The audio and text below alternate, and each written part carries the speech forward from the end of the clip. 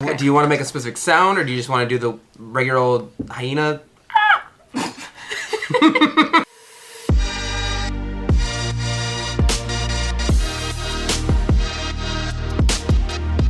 This is The Mud Peddlers, a podcast where two nerdy ceramic artists share the behind the scenes of their worlds of clay. We're your hosts, Lindsey M Dillon. And I am Donte of Earth Nation.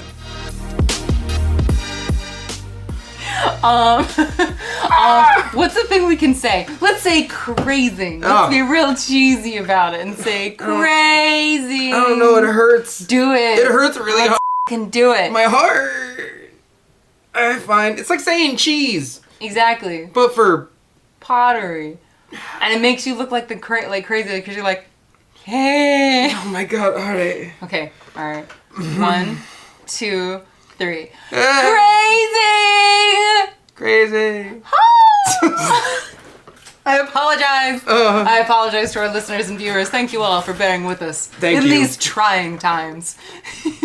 Alright, what the hell are we talking about today, Donte? Today we are talking about crazing, and it's only because it comes on the heels of my last YouTube video, which we talked about crazing. There's so much misinformation in the world about crazing, and there's a couple of gray areas that people seem to ask me in the comments below. Okay.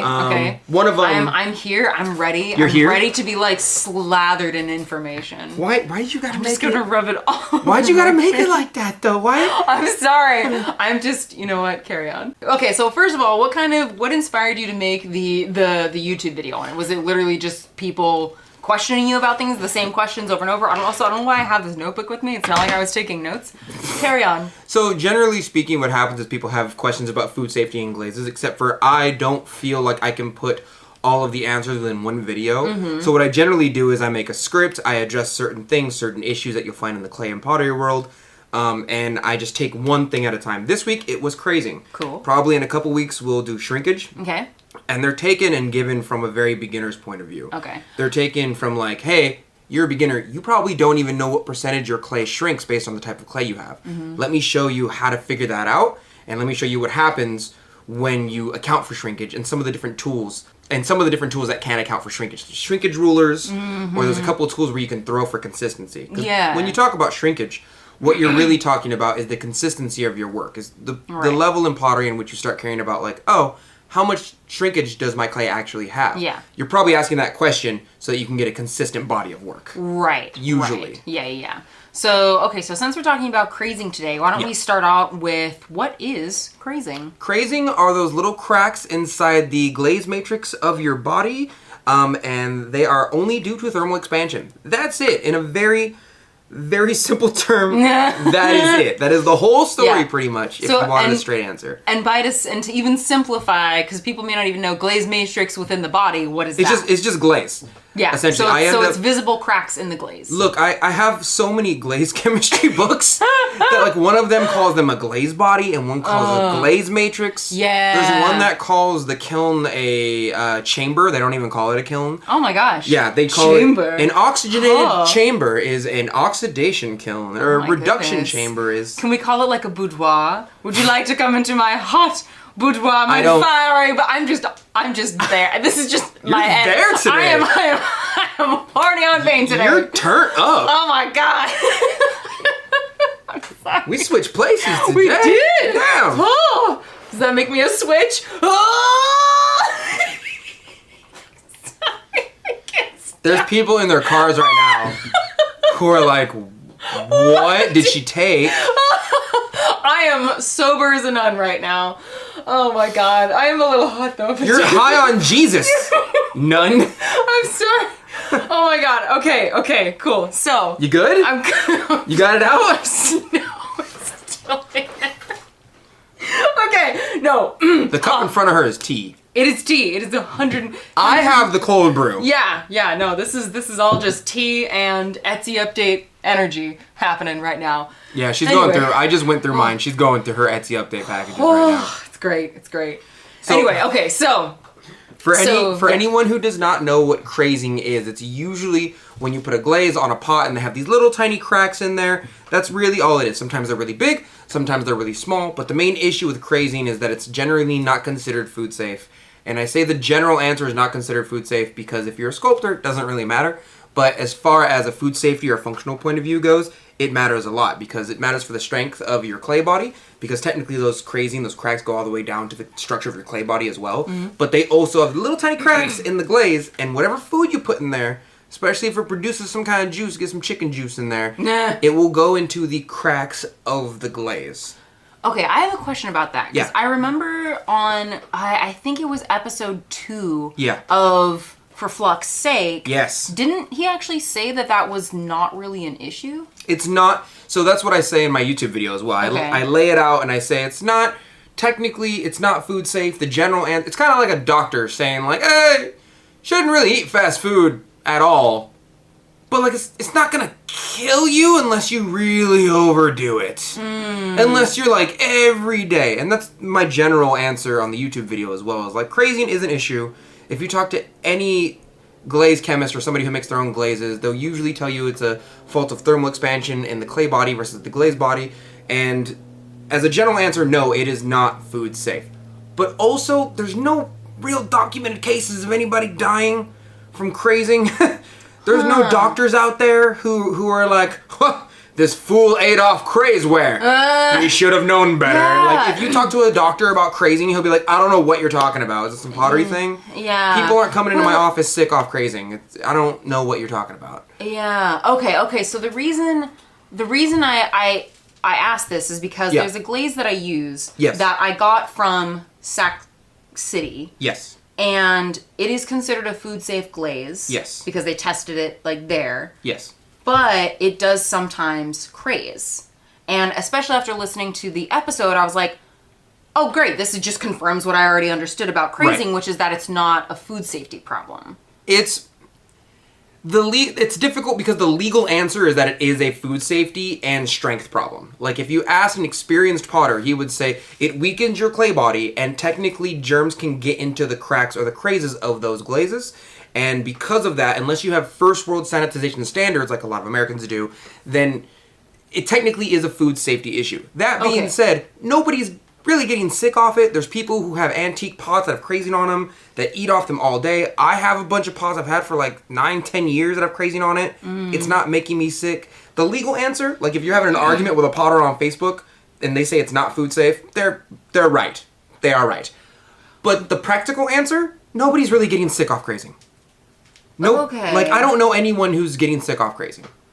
Okay. It's because it's kind of because I think so basically if you're in a developed nation, usually it's not going to be a problem. Yeah, because we put our stuff in dishwashers. We don't. We have. You know what I mean? Our water is clean. That kind of thing. Usually clean. Yeah. Unlike Flint's still out there, guys. Flint's still happening, mind you. I will say this as a general rule, unless you're active. Like if I take this cup, this is your cup, right? Yeah. And let's say it had crazing in it. If I took this cup, and I drank orange juice out of it, and I left the orange juice in there for days upon days, and then I go, it's not really that much of an issue, and I rinsed it out with water, got some more water in there, kept drinking from it. I would have to do this for weeks on end to see any type of bacterial or mold growth. But it does happen. In that YouTube video, Heather, Ambassador Heather, she is a longtime follower of mine. She actually sent me a couple pictures of her old antique made in Italy plate where she's like, I put butter in there and I cooked on it and I warmed it up and the butter seeped back through up the cracks. And I put the pictures in there. Whoa. And I was like, that's what crazing does. That it holds food and liquids and germs and particles in the cracks depending on how bad the crazing is. But that's what's happening. Yeah. Right? And so it's an issue for cross-contamination. It's an issue for food safety in your glaze because germs can cohabitate in there. And most importantly, the real issue is that it's a strength issue. Because technically speaking, your glaze and your clay body are molding together inside of the kiln. They're becoming one item. And if they don't fit, the coefficient of expansion doesn't fit together, they create crazes and like, I call it breathing. Yeah. Also keep in mind, I know you're gesticulating. Oh, sorry. But no, that's fine. Go for it. But just make sure that you're also, because our dear listeners will have no idea what you are doing with your hands. The YouTubers will. The YouTubers, but yes. They kind of breathe together in a certain sense. Yeah, and so essentially what we're covering now is like like how the crazing happens. Yes, but sometimes everything in the universe has thermal expansion, right? So, but when it's in the kiln, your glaze is a certain rate of expansion, and your clay body does too. Shrinkage and expansion, that is. Right. If they don't have the same expansion relative to each other, like at least within the same 1%, usually it causes stress on one or the other. I only say 1%. I didn't do many tests, but like my clay body is 5.5. The one that I'm using right now, coefficient of expansion, and one of my glazes is like 6.75, and it doesn't craze. Okay, and the coefficient of expansion is just the thermal expansion. Okay, so how much? During a firing, how much it'll expand and contract. Okay, so your clay expands 5%. And it expands and contracts. Okay. I call it breathing because it's... Oh, because you see what I'm saying? I get it. Yeah, so when I talk about a glaze and I talk about a clay, like they have to breathe the same in the kiln. Oh, but if one of them exhales way more than the other one in a certain amount of time, they end up cracking. Causes stress on one or the other. Okay, so you're telling me that pottery are includes breath play? Is that what I'm hearing right now? What is breath play? What is breath play? Don't even worry about it. No, you brought this up. No, I'm not gonna. I can't because I have to edit it out loud. They're gonna have to Google it now. Point being. I know that I'm kind of all over the place here with the explanation, but no. I think you're good. So we've covered, just so that I can mentally figure out what the hell we've covered in between my horrible jokes. I apologize. What is going on? This is just the energy I'm bringing to the table today, and I'm here for it. I'm just laying it out on the table. The camera got turned on, and she also turned on to 11. The dial only goes to like 9. I did. I turned it up to 11. Anyway, so we've talked about that crazing is basically when there is a misalignment between the... Misalignment's a good word. Okay. In between the numbers of thermal expansion in between the clay and the glaze body. Right. And if they're not... I wouldn't say exactly the same, but if they're not within the same realm relative to their numbers, they end up expanding and contracting at different times in the kiln. This is difficult because a lot of people put misinformation out there like, oh, you can't open your kiln too early. That'll cause crazing, because a lot of people go, oh, it's what's when you make something real hot and then real cold and it bursts. Oh my God, thermal shock. Thermal shock. People think it's like thermal shock. No, I opened my kiln up at 600. What? Yeah, I know that you can, but yeah, you can. Yeah, but it's not like you're opening your kiln and throwing a bunch of ice in there. It's if you have crazing on your clay body, it is 90 to 95% due to the coefficient of expansion not matching up with the glaze body and the clay body. They do not match. Their thermal expansion don't sync up, right? They're far too different. And this happens a lot with porcelains. Okay. Porcelain has usually, to my knowledge, a larger shrinkage rate than most stoneware clay bodies. Yeah. And because of that, they shrink a little bit more, and their shrinkage does correlate a bit to the thermal expansion. I actually had an issue. I can't remember what the technical term for this is called, but I became wildly aware that this could be a thing when I switched from B-mix with grog to regular B-mix. Yeah. And this is it's still B-mix. One was B-mix with grog, one was B-mix. Yep. And what happened is I was using, this is kind of when before I had really like started my own studio and was like doing this full time. Yeah. But I had made a series of cups. Yep. I fired them with weathered bronze, a glaze that I still use to this day. Yes. And all of my cups had massive cracks. Yep. From like the base almost all the way up to the top, or a crack from the everywhere. top. No, it wasn't even crazing. Like literally there was a gap. Oh, a real crack? Like an actual, like a full blown, you could fit a penny through this thing. Yeah. It was crazy, and it was because like, and we because I talked with the studio technician there, Mimi, and I was like, how did this happen? Because I lost a whole bunch of stuff. Yeah. And she was like, after we kind of talked it over a bit, she was like, oh, it was probably the thermal expansion and how the weathered, all of their glazes are tested to B-mix with grog. Yeah. And since I was using B-mix without grog, apparently there was enough of a difference that it caused this crazing, or this whatever that, I think it's called shivering. But anyway, it caused a major cracking issue in the clay. I'll say that too, as a side note. Whenever you see a textile, the textiles on bottles when you buy glazes are usually tested on a specific type of clay. Usually that of porcelain or B-mix with grog or something. You have to dig a little bit to find out the clay they're using. But generally speaking, don't think because you buy a bottle of glaze and you use a different clay body than what they represent, it's going to come out exactly the same. Don't like, if you use Redstone or you use Coleman porcelain and they're using Steve's White or B mixed with grog on their textile, don't throw a hissy fit just because you don't know that one thing. You gotta really dig a little bit and go, what clay body is that on? Because the chemical composition of the clay bodies are all different based on what clay you get. Yes. Right? And that's partly what changes their expansion. Is Clay is technically not just a hunk of rock they dug out of the earth. They sieve it and they make sure there's no air in it and they pug it and they add chemicals to it to make sure it matures at a certain cone and that has a certain workability and feel to it, and they add and take away grog, and it's a whole thing. Yeah. Right? But generally speaking, bean mixed with no grog is, I always call it a porcelaneous clay. Yes. It's not porcelain at all. It just feels like porcelain. It's smooth. Yeah, it's smooth. Much smoother than B mixed with grog. It's as close as you can get to porcelain without actually being porcelain. Yeah. Right? So what are some of the most common questions that you've been asked about crazing? The one that I'm getting the most right now, I got 3 today on Facebook, was, my glaze crazes. How do I fix it? And I addressed that in the YouTube video. Okay. I say, change your clay body. Just change your clay body. And I say that, there's a bunch of nerds right now. There's a bunch of you nerds listening to this right now who are like, well, you could just doctor the glaze recipe. You could just change the glaze, thermal expansion. You could change the chemistry. Okay, that's cool. That's fine. But if you give that answer, you are assuming that they know how to make glaze, that they know how to test glazes on different clay bodies. They probably know how to do their own specific gravity. They know how to sieve their own stuff. And they know how to calculate the thermal expansion of their glaze. They know how to read a stole chart. You're assuming a large part of training. I remember one guy, and thank you for your comment, by the way, if you're listening to this. There's one person who knew how to make their own glazes, and they were like, yeah, the answer you gave is viable, but it's not, like, you can realistically change the thermal expansion of your glazes by adding more silica, because technically speaking, silica is a glass mineral, and when it melts, it's over 3,000 degrees, and that'll technically act as a stabilizer. And I was like, dude, the people who watch me, there's like 10% of you max who know how to make your own glazes, and even fewer of you who know how to calculate your own expansion rate.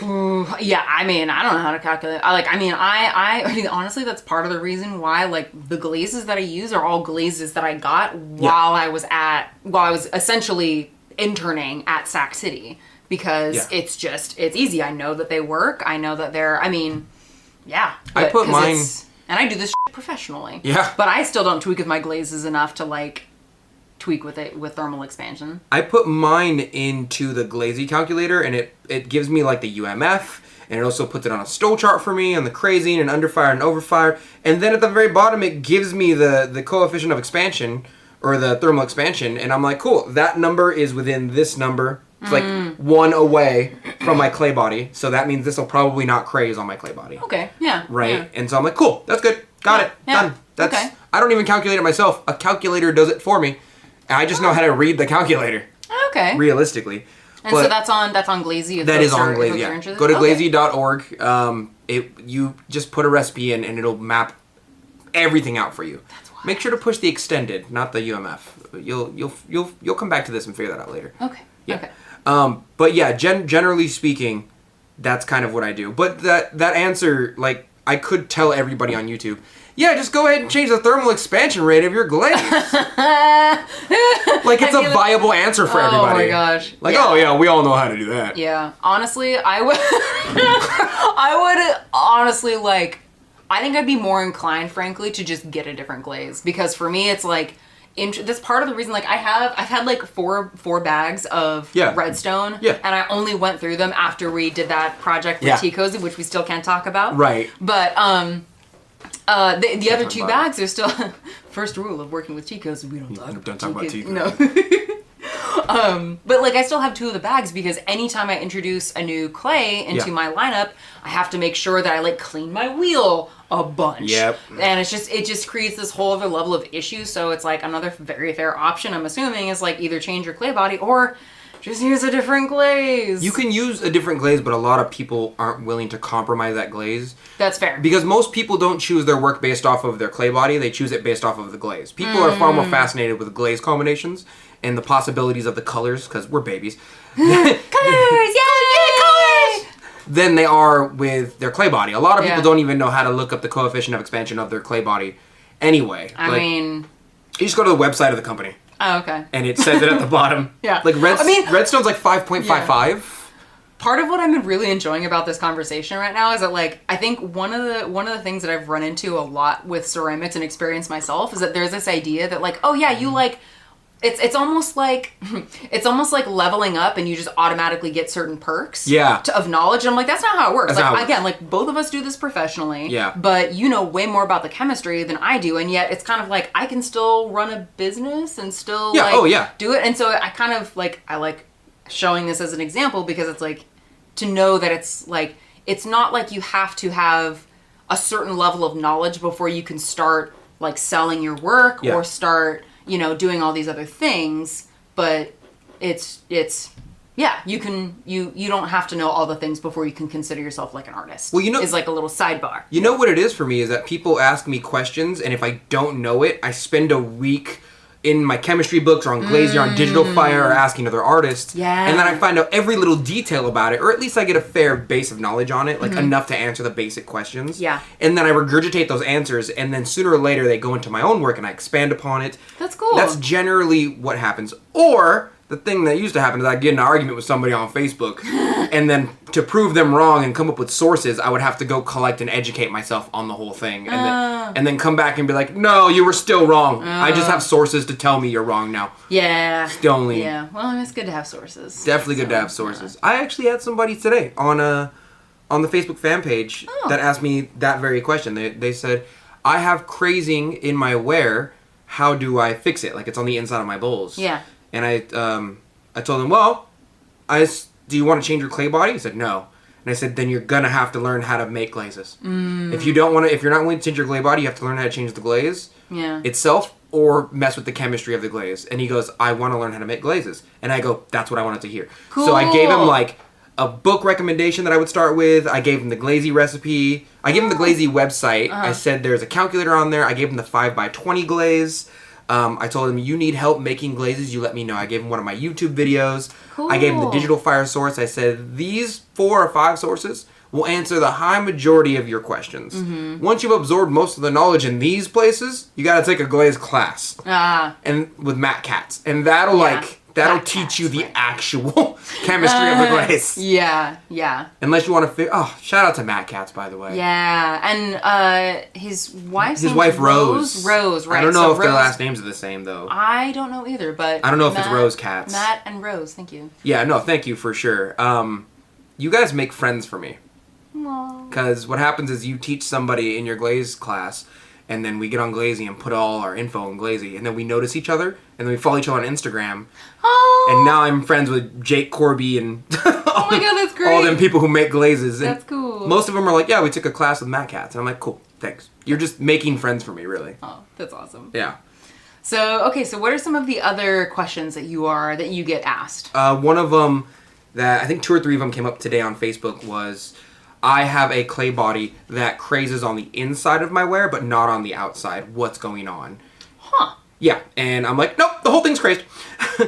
There's a high chance that the entire thing is crazed, and you can't see it because the reflective light on the outside is just not shining, and you don't see it. Or you are so on the edge of the thermal expansion that it crazed on the inside because there's a little bit more heat in there, and not on the outside. One of those two things is happening, but it doesn't really matter. Because either way, you're going to have to change your clay body or the expansion of your glaze. Yeah. Like, no matter what the problem is, you still have to have the same remedy for both of those. Okay, I'm curious about something, too. Because, okay, so for full disclosure, the clay or the glaze that I've used that has crazing, which, again, to this point, I've understood is still...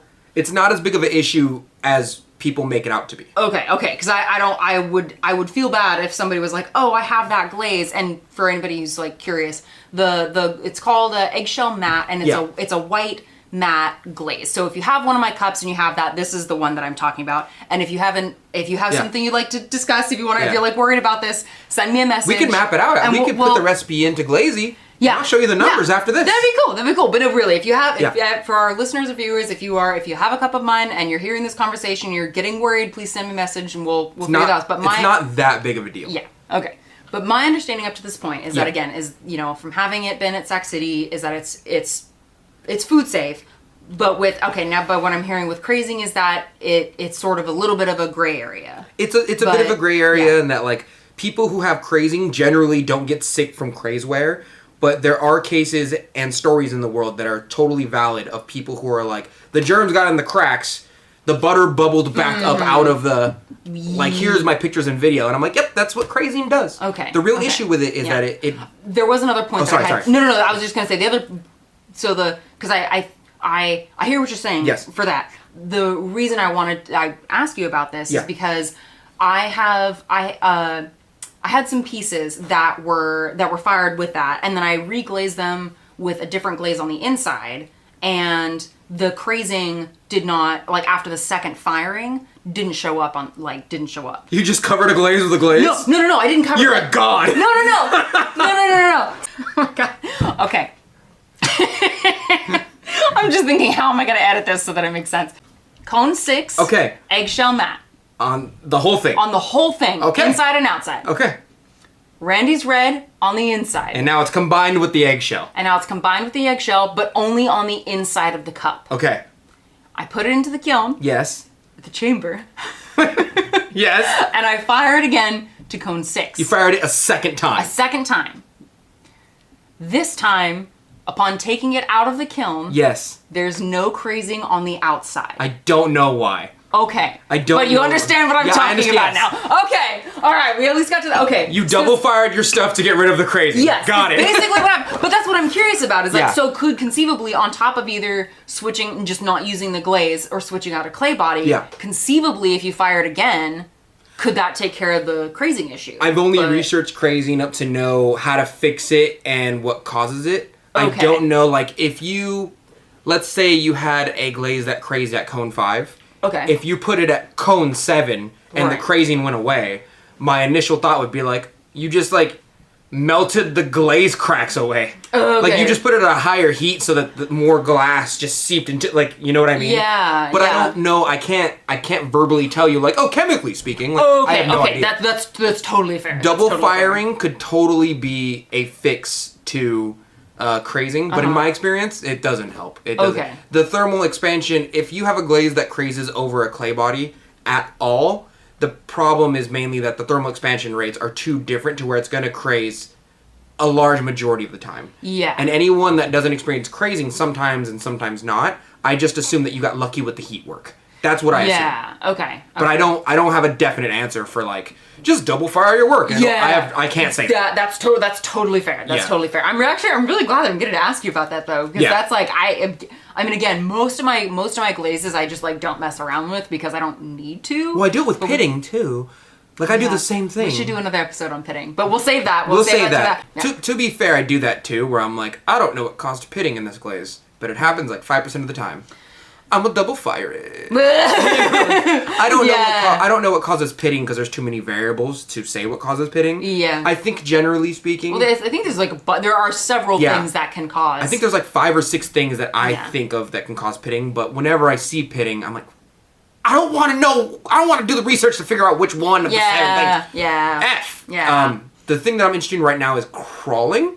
Okay. Wait. Let's. I don't have any info on crawling. That's all I'm gonna say. Okay. That's all I'm gonna say. All right. I promise I won't overload you with info. We'll keep it. We'll keep it to crazing right now. Okay. So crawling is the next venture for me. Right. Crawling in my skin. She keeps saying all these rock songs that I don't know. Oh my god. Because I've never listened to this music. I mean, that's kind of an older one, but anyway. Now I just started getting into rock music, but it's mostly just. Well, it's not really rock. It's like Riot 10 EDM screamo bangers. Oh, fun! For the gym. That's great. You should send me some of that. I will. I have a playlist on Spotify. I'll send it to you. There's only 5 songs right now. I'm here for it. Okay, what are some of the other big questions that have? Right. Well, to end that second question that people ask me a lot is like, I got crazy on the inside, but not on the outside. What's going on? Right. And I generally tell them, you were so close to the craze, like the limit of your glaze's crazing, that the heat on the outside and the inside were a bit different, because sometimes they're a few degrees off. Or your entire thing is actually crazed, and you just can't see it because of the reflection of light on the outside versus the inside. Right? You didn't shine a light on it. What I generally suggest people do is they get some India ink, or they get some really, really dark coffee, and put it in a bucket, put it in a bowl, leave it in there for a couple days. Take it out and see if the black coffee, doesn't get in the crazes. Because if they do and you wash it off and they're still in there, you can see them. You can definitely see them. Yeah. Like if you fill those cracks in with something dark so that light isn't shining on it, because your eyes have kind of an issue. I had a clay body that crazed along with another glaze called Celso Oribe. It was a beautiful type of celadonish Oribe green, and it crazed all the time. But I was like, oh, on red clay it doesn't craze. Yes, it did. I couldn't see it because it was too dark of a clay body. Interesting. Most of the time, whenever you see crazing on one part of your pot, it means you're either so close to the expansion being different, or you just don't see it because it's not filled in with something that's reflecting light or not reflecting light. Yeah. Right? That's all that is. Now, you talked earlier about crazing being an issue for the structural security of a piece. Can you expand on that a little more? Can I? Coefficient of expand. Sorry. It just crazing. I think I just got face on the camera. Oh my god, I'm gonna have to cut that out. Anyway. Leave it in there for the people. Oh god. I don't think that's what I want my branding to be about, Donte. I mean, it kind of already is. I call it sex positive branding. That's what I call it.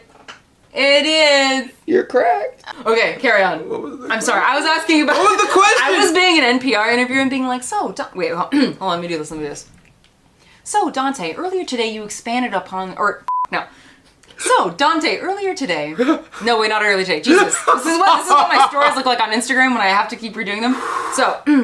So, Donte, earlier you mentioned the idea that the crazing could create some structural insecurity in the ceramic items that we use on a day-to-day basis. Could you expand a little more on this topic? So, like I'm a rapper who does glaze at the same time. I'm so Lil Don Yeezy.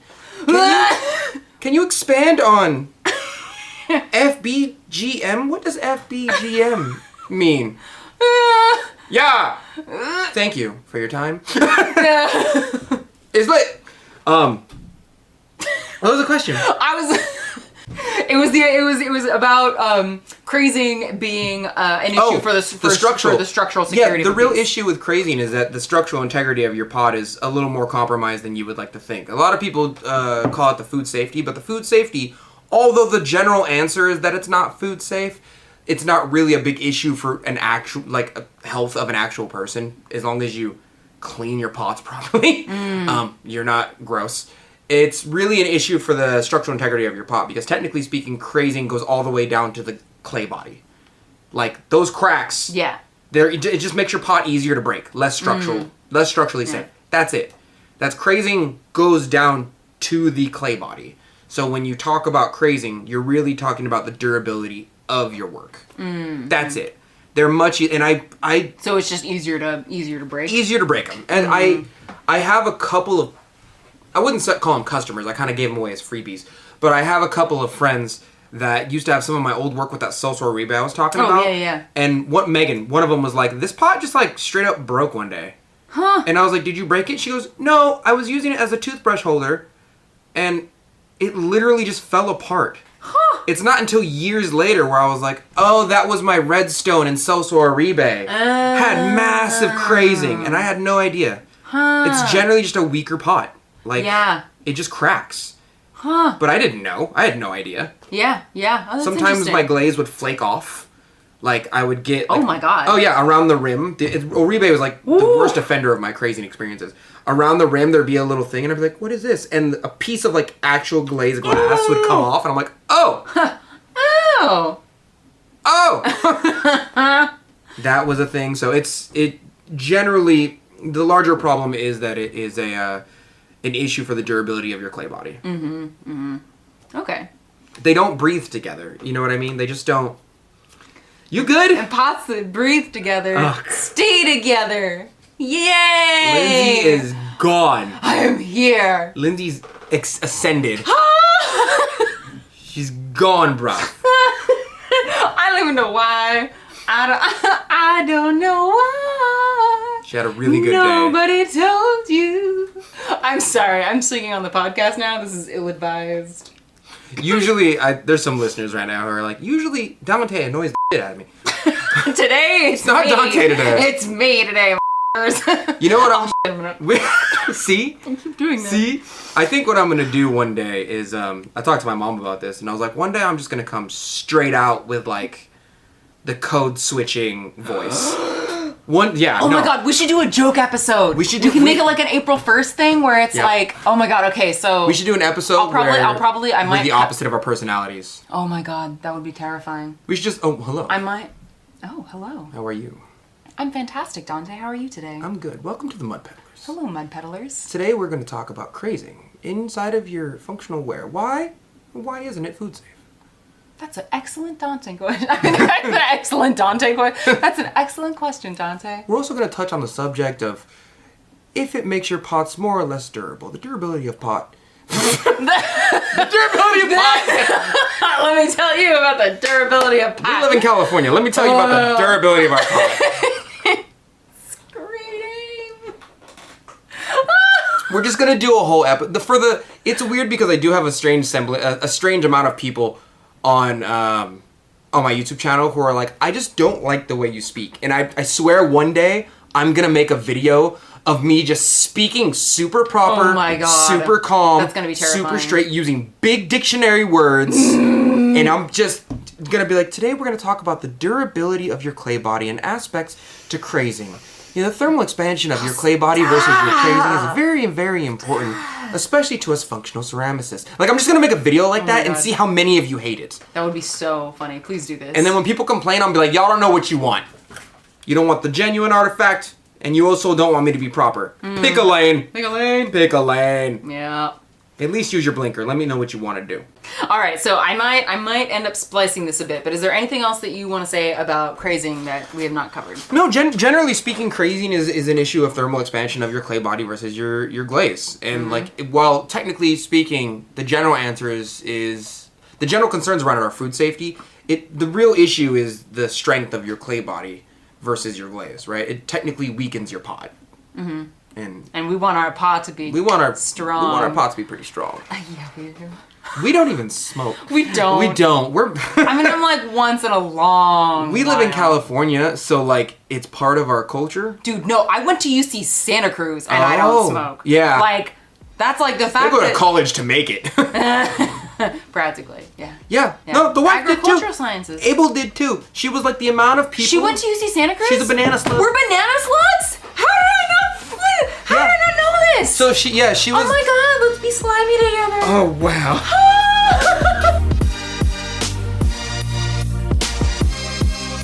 And that's it for today. Thank you for listening to The Mud Peddlers with Lindsey M Dillon. And Donte of Earth Nation.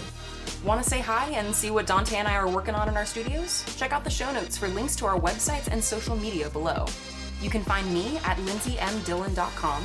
That's LINDSEY, M as in monster, DILLON.com, and on Etsy, Instagram, and Facebook at Lindsey M Dillon. And you can find me at Earth Nation Ceramics. It's spelled exactly how you think it's spelled, but you can also find me on my Facebook fan page and Instagram at the same name at Earth Nation Ceramics. If you enjoyed hanging out with us today, or you have a question or topic you'd like us to discuss, take a second to rate and review the Mud Peddlers in Apple Podcasts. It helps our podcast reach new listeners, and we really appreciate the feedback. Thanks again, and we'll catch you next time.